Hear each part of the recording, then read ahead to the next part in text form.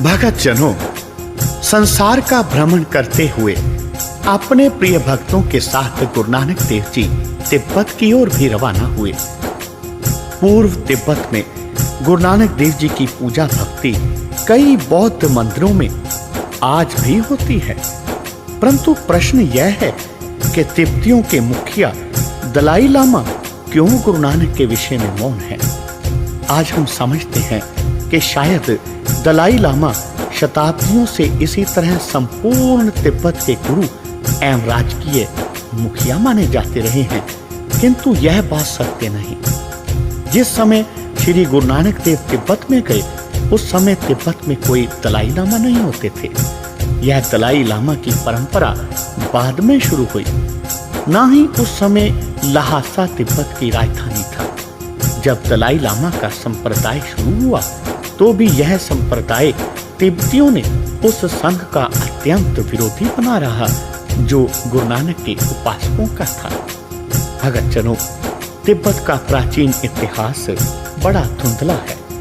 13वीं 14वीं शती में तिब्बत में कई सामंतों, जागीरदारों और धार्मिक नेताओं का राज्य था। तिब्बत के लामा बड़े ज्ञानवान व्यक्ति थे। 13वीं शती में मंगोल बादशाह कुलवई खान ने एक तिब्बती लामा को अपनी राजधानी में बुलाया। कुबलई खान उसके ज्ञान से इतना प्रभावित हुआ कि उसने लामा धर्म ग्रहण कर लिया।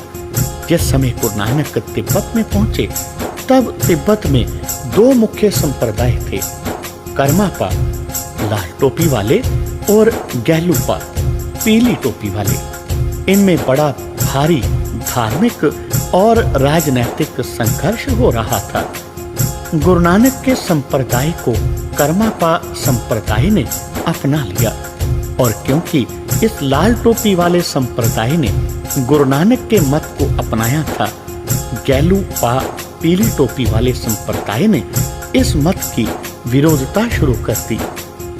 पीली टोपी वाले संप्रदाय का एक मुखिया सुनाम ग्यास्तो 1578 ईस्वी में गुरु नानक के ज्योति ज्योत समा जाने के काफी समय पश्चात मंगोलिया में गया। वहां मंगोलिया का राजकुमार अल्तान खान इस पीली टोपी वाले लामा का शिष्य बन गया। इसके साथ ही अनेक और दरबारी सभासद भी शिष्य हुए। अल्तान खान ने अपने लामा गुरु को बतलाए समुद्र का पद प्रदान किया।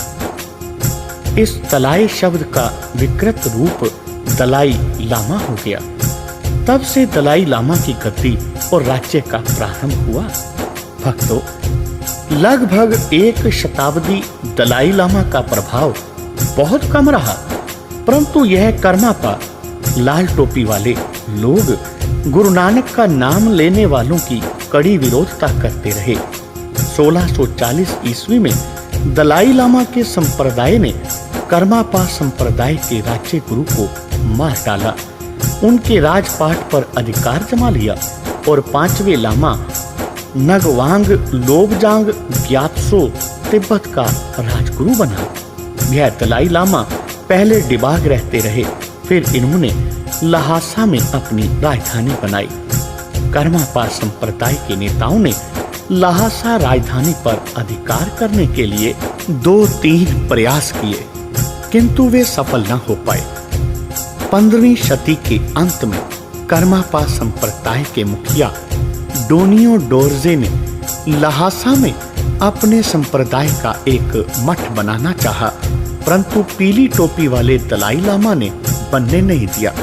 तत्पश्चात उसने लहासा शहर के बाहर अपना मठ बना लिया और एक लामा पलरवगंज चोजे को उस मठ का महंत स्थापित कर दिया।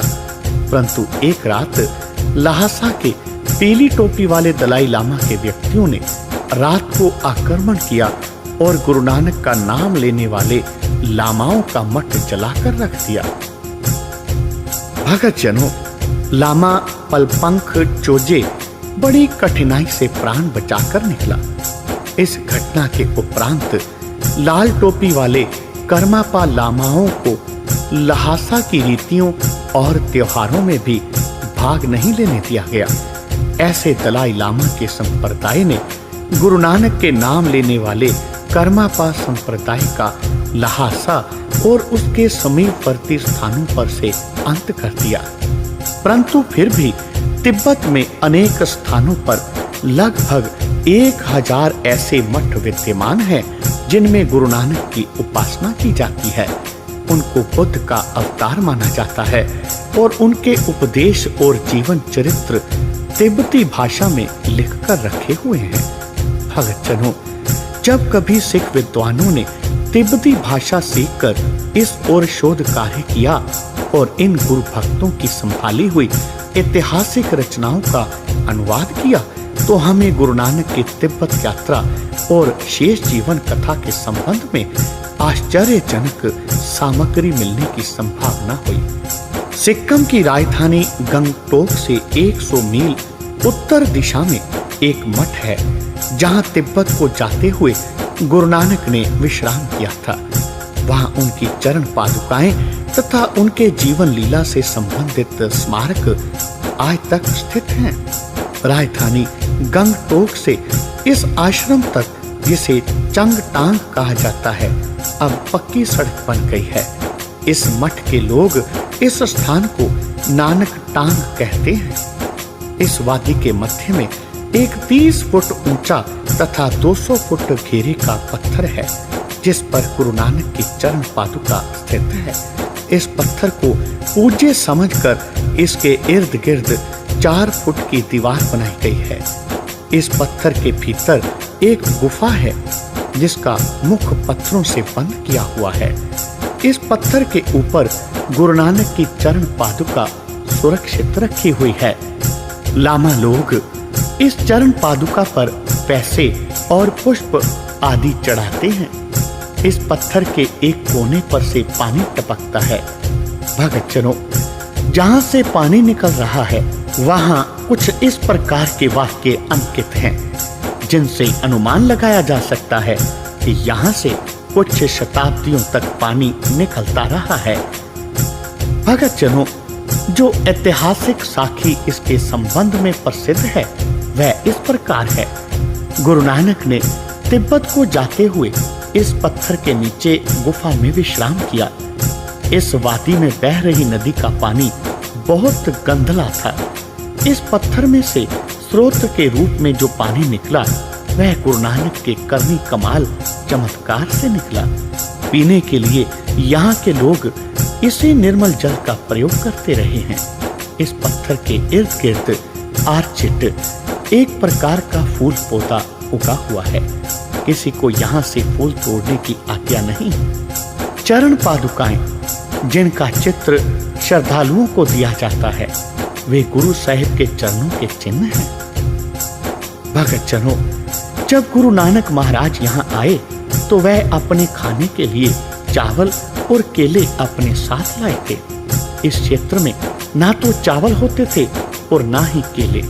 गुरु महाराज ने वहाँ के लोगों को चावल और केले बोने के लिए बीज दिए। तब से केलों और चावलों का उत्पादन केवल इस क्षेत्र में होता रहता है। पहला बीज गुरु साहिब ने ही उस आश्रम के आंगन में स्वयं बोया। तदुपरांत उस स्थान से पैदा हुए चावल और केले के बीज दूर दूर तक पहुंच गए। अब तक यहाँ के प्रत्येक निवासी के हृदय में यह धन्यवाद पूर्ण के वंदित परिचित है कि इस क्षेत्र में चावल और केला गुरु नानक देव लाए। भक्तजनों, हिमालय की एवरेस्ट शिखर का जहां अंतिम पड़ाव है वहां एक मठ है जिसका नाम थियांग बोचे मठ है। तिब्बती लामाओं ने इस मठ में गुरु नानक महाराज से संबंधित कुछ रचनाएं और प्राचीन चित्रादि सुरक्षित रखे हुए हैं। इस मठ के लामा का विश्वास है कि ये रचनाएं स्वयं गुरु नानक देव जी द्वारा लिखी गई हैं। उस लामा ने एवरेस्ट पर जा रही एक टीम को इन रचनाओं के दर्शन कराए। उसने ये रचनाएं बहुमूल्य कपड़ों में लपेटकर एक अलमारी में संभाल कर रखी हैं।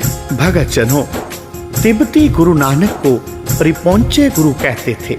सिख धर्म के संस्थापक गुरु नानक सत्य की शोध और उसके प्रचार के लिए अति दीर्घ मार्ग तय करके धार्मिक केंद्रों पर ज्ञान गोष्ठी धर्म चर्चा के लिए गए और वह बनारस मक्का के अतिरिक्त तिब्बत में भी आए। जो रचनाएं गुरु नानक से संबंधित और गुरु नानक की अपनी रचनाएं बताई जाती हैं, उनका अध्ययन अभी तक नहीं हुआ।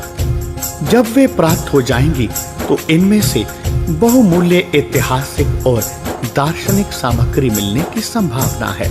भगतजनों, कलयुग अवतारी नानक निरंकारी अपने प्रिय भक्तों के साथ तिब्बत से होते हुए भूटान की पारोवादी पर एक ऊंची पहाड़ी की कुक्षी पर पहुंचे। वहां पर एक ऐसा मठ है जिसे शेर की गुफा कहा जाता है। यह गुरु रिपोंचे नानक का वैकुंठ भवन माना जाता है। लगता है यहाँ पहले कोई मठ था। गुरु नानक देव ने यहाँ इस मठ में आकर विश्राम किया और यहाँ के लामाओं से ज्ञान चर्चा की। भगत जनों, उनका एक ही उपदेश था, प्रभु परमात्मा और ईश्वर के सच्चे नाम का उपदेश, जो उन्होंने दुनिया के कोने कोने तक पहुंचाया। इस प्रकार गुरु नानक देव जी ईश्वर के नाम की जोत जगाते हुए अपने प्रिय भक्तों के साथ अपनी अगली यात्रा पर निकल पड़े। बोलो जी पाई जी वाहे गुरु वाहे गुरु वाहे गुरु।